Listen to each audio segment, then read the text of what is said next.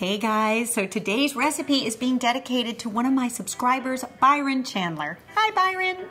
Byron, you've been so patient with me asking me for my triple berry cheesecake recipe, and today is the day. So I decided to share with you one of my easiest cheesecake recipes because this one involves a filling that you don't actually have to bake.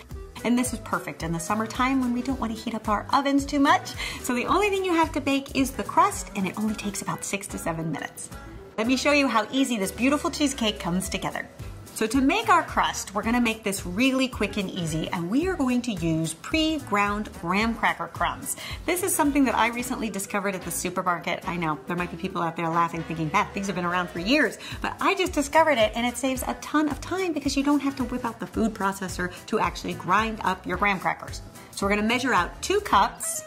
Now, if you don't have access to graham cracker crumbs, you really could use any kind of cookie crumb. Outside of the United States, a lot of people say digestive biscuits. I'm not actually sure what those are, but they sound lovely. Anyway, you might give those a try. Then to that, we're gonna add 2 teaspoons of sugar and a little pinch of salt. So you can go ahead and whisk that up with a fork. And then we're gonna add 6 tablespoons of melted butter. And the idea is you wanna create a crumb that sticks together so it'll look sort of like damp sand. We're gonna transfer this into a spring-form pan. These are the pans that have the ring that you can actually release, and this is helpful when it comes time to take the cheesecake out. And so you're gonna take all those crumbs and put them in the bottom and just give your tin a little bit of a shake to make sure that they're all sort of level and even. And then go in with your hand and using like a little fist bump motion, you're gonna wanna ride up the side of the tin, and this is going to create the crust. And you want to go about 2 inches. So just go ahead, fist bumping your way all the way around the ring. And then once you get to that stage, you then want to go in and with your hand pat down the bottom of the pan to make sure there's enough crumb there. And then the final step is to take a measuring cup and just press it against the corners, and that will get those corners really tight. And then you can do the same thing on the bottom, just patting down the crumb on the bottom of your tin. And then it's ready for the oven. So then we are going to bake this at 375 for anywhere from 6 to 7 minutes. You'll know that it's done when it starts to turn golden brown and fragrant. And meanwhile, we can make our no-bake filling, which is so easy to do. So in an electric mixer, we are going to add 16 ounces of softened cream cheese. And then we're gonna add 1 cup of powdered sugar. And you wanna combine the cream cheese with the sugar just until everything is nicely mixed. And then we're gonna add 1 teaspoon of vanilla extract, and you can beat that up. And then we are gonna take this mixture and place it in a large bowl, and you don't even have to wash out your mixing bowl. This is what makes this so easy. So we are gonna keep that mixing bowl, and to it we're gonna add 2 cups of heavy cream, 1/2 teaspoon of vanilla extract, and 1 tablespoon of powdered sugar. So we wanna whip this up just until we get some nice soft peaks.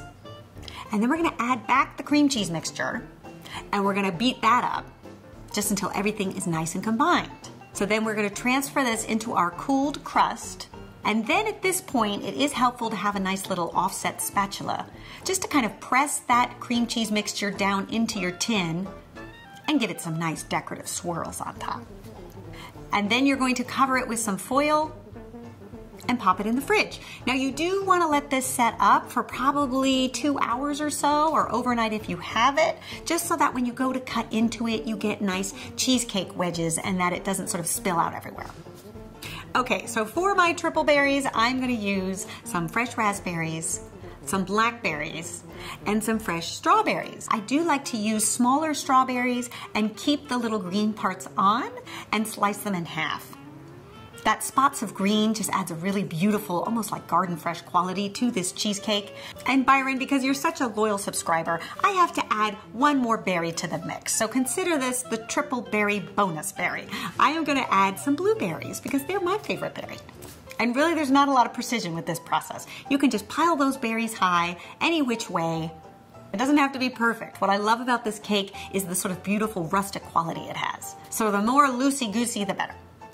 And you will see you will have one beautiful summery dessert on your hands. You've got that crunch of the graham cracker and that creamy decadence of the cream cheese underneath. And of course, mixed with that tartness of the fresh berries. It is such a great flavor combination. And so easy too, it took hardly any time to put together. Byron, I hope you enjoy this quadruple berry cheesecake recipe and give it a try. But most importantly, thank you so much for all of your support. It means so much to us YouTubers. None of these channels would go anywhere if it wasn't for the supportive community that we have come to know week after week. So thank you. All right, you guys, I'll see you back here next week. And if anybody else has any more requests, please let me know. I'd love to hear them. Bye.